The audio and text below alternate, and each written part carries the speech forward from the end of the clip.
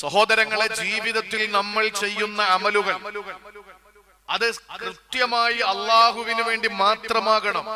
വമാ ഉമിറു ഇല്ലാ ലിയഅ്ബുദുല്ലാഹ മുഖ്ലിസീന ലഹുദ്ദീൻ. വിശുദ്ധ ഖുർആൻ വളരെ സ്പഷ്ടമാണ്.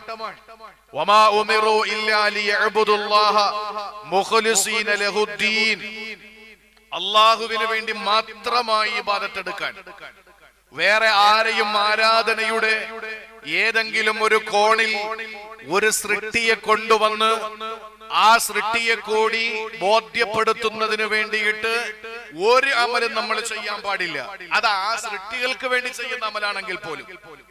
അതാണ് അതിന്റെ പ്രധാനപ്പെട്ട കാര്യം. അള്ളാഹുവിന് വേണ്ടി ചെയ്യുന്ന കാര്യങ്ങൾ മറ്റൊരു മഖ്ലൂക്ക് കാണരുത് എന്നതിനപ്പുറത്ത് അള്ളാഹു അല്ലാത്ത ഖൽഖുകൾക്ക് വേണ്ടി നമ്മൾ ചെയ്യുന്ന ചില പ്രവർത്തനങ്ങളുണ്ട്. ഒരു ഉദാഹരണം പറഞ്ഞാൽ, വിശക്കുന്നവന് ഭക്ഷണം കൊടുക്കുക. സത്യത്തിൽ അത് അള്ളാഹുവിന് വേണ്ടിയിട്ടുള്ള ഇബാദത്താണെങ്കിലും ആ ഇബാദത്തിന്റെ കണക്ഷൻ ഒരു സൃഷ്ടിയുമായിട്ടാണ്. അയാളുടെ മനസ്സും വയറും നിറയുമ്പോഴാണ് നമുക്ക് പ്രതിഫലം കിട്ടുക.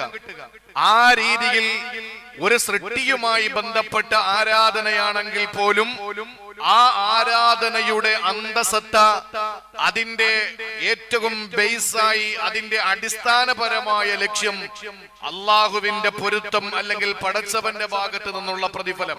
അല്ലാതെ ഇന്നിപ്പോ ഞാൻ നിനക്ക് തന്നു, നീ പട്ടിണിയാണ്, നിനക്ക് ഇന്ന് ഞാൻ ഇത് തന്നു, നാളെ ഞാൻ പട്ടിണി കിടക്കുന്ന ഒരു സാഹചര്യം ഉണ്ടായാൽ അന്ന് നീ എന്നെ സഹായിക്കണം എന്ന മനസ്ഥിതി നമ്മൾ കൊടുക്കുമ്പോൾ ഉണ്ടാകാൻ പാടില്ല.